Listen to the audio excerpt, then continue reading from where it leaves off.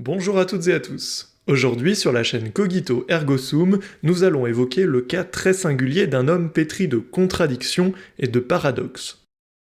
Inventeur et industriel prolifique, devenu immensément riche à la suite de ses travaux sur les matières explosives et l'invention de la dynamite, il est aussi l'homme à l'origine de l'un, si ce n'est le plus prestigieux prix qu'un chercheur puisse recevoir en récompense de son œuvre pour l'humanité. Aujourd'hui, c'est un homme brillant et idéaliste, mais aussi sombre et solitaire dont je souhaite vous parler. Mais qui est Alfred Nobel ?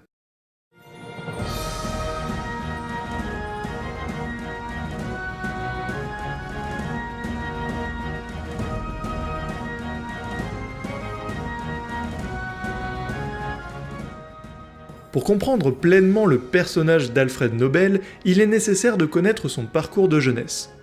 Alfred naît en 1833 en Suède.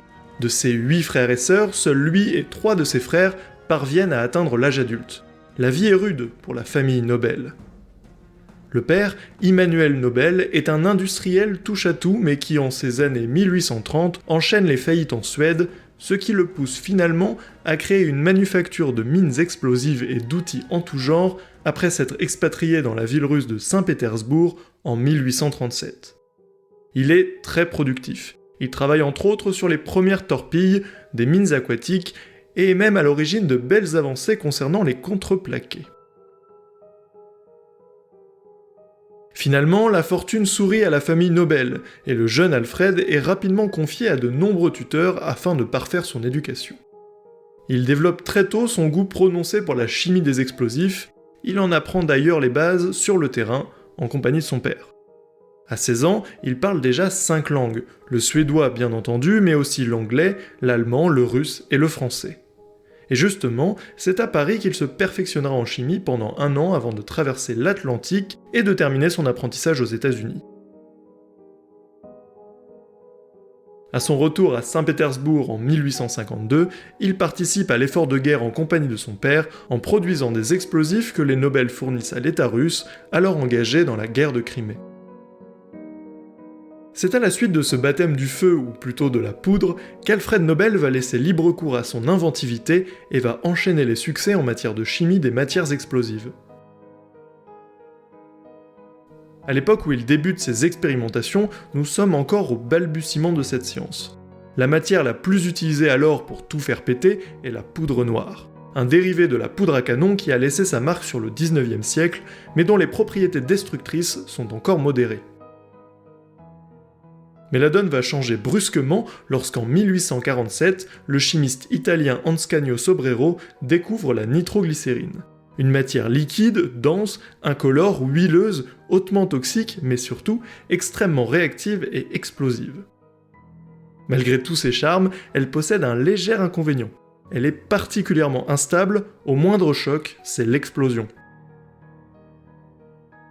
Alfred Nobel voit pourtant dans cette nitroglycérine italienne un fameux moyen de s'enrichir. Il s'investit alors corps et âme à la recherche de moyens techniques et chimiques qui seraient capables de dompter et de contrôler l'impétueuse matière. En 1862, il construit une petite usine dans laquelle il débute une production industrielle de nitroglycérine tout en mettant au point des procédés techniques révolutionnaires. L'année suivante, il démocratise l'emploi de détonateurs pour la nitroglycérine.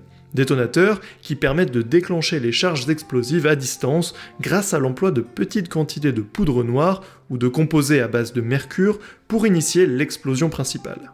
Il met également au point une version améliorée du détonateur, le blasting cap ou amorce à percussion en français. Et c'est cette invention qui fait définitivement entrer les explosifs dans l'ère moderne. Mais maintenant, on arrive sur du lourd. On l'a dit, le grand problème de la nitroglycérine, c'est son côté instable qui la rend pratiquement inutilisable dans bien des domaines.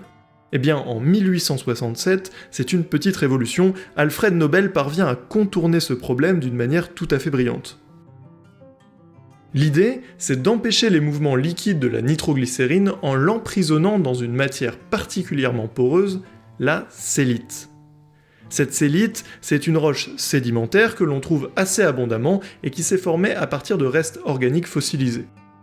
Cette roche est pleine de petits trous qui lui permet de contenir l'équivalent de 70% de son poids en nitroglycérine.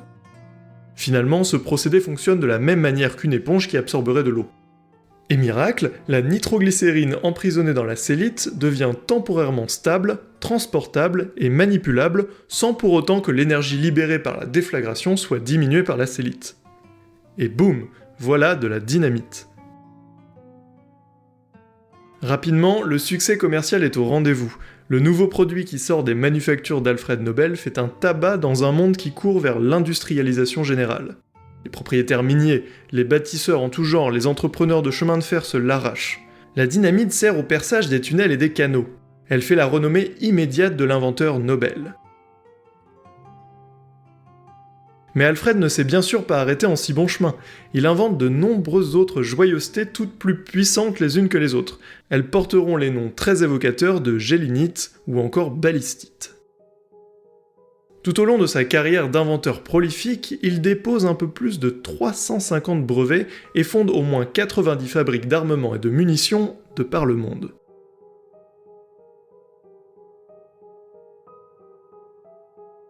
Je viens de vous présenter le millionnaire Nobel, mais je ne pense pas qu'il soit juste de résumer un personnage à son patrimoine et à ses succès.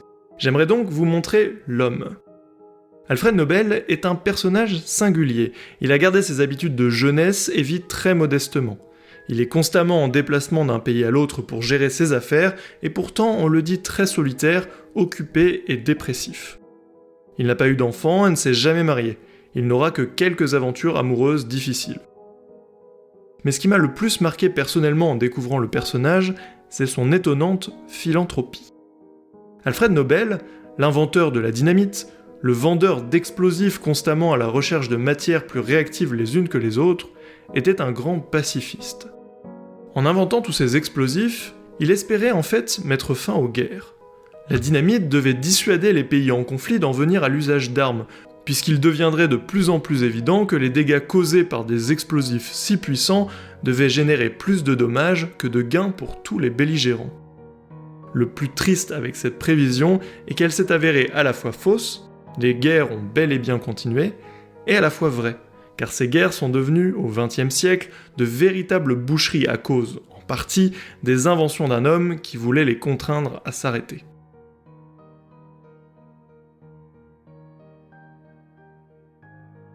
Le point d'orgue de la vie d'Alfred Nobel sera contre toute attente sa mort. En 1896, il succombe à une hémorragie cérébrale dans sa villa de San Remo, en Italie. Et là, surprise, on découvre que l'homme a fait rédiger à Paris 1 an avant sa mort l'un des testaments les plus connus au monde. Dans celui-ci, il annonce avoir déposé 95% de sa fortune dans une banque à Stockholm et que cet argent devra désormais être consacré exclusivement à récompenser par un prix, je cite, « ceux dont le travail aura, au cours de l'année précédente, apporté le plus à l'humanité ». Dans la droite ligne de son caractère philanthrope pour les uns, ou dans un souci de recherche d'absolution pour l'œuvre de sa vie pour les autres, Alfred Nobel vient de créer le fameux prix Nobel que l'on connaît encore aujourd'hui. Tous les ans, la Fondation Nobel remettra désormais 5 prix dans les domaines désignés par son fondateur. La littérature, la physique, la chimie, la médecine et pour finir, la paix. Chaque année, la dotation sera calculée selon les revenus générés par la somme déposée en 1896, qui correspond aujourd'hui à un peu plus de 300 millions d'euros. En 2020 par exemple, les lauréats auront reçu près d'1 million d'euros pour récompenser leur dévouement à l'humanité. Curieux héritage d'un homme qui, une fois n'est pas coutume, s'est un peu égaré en s'évertuant à faire le bien.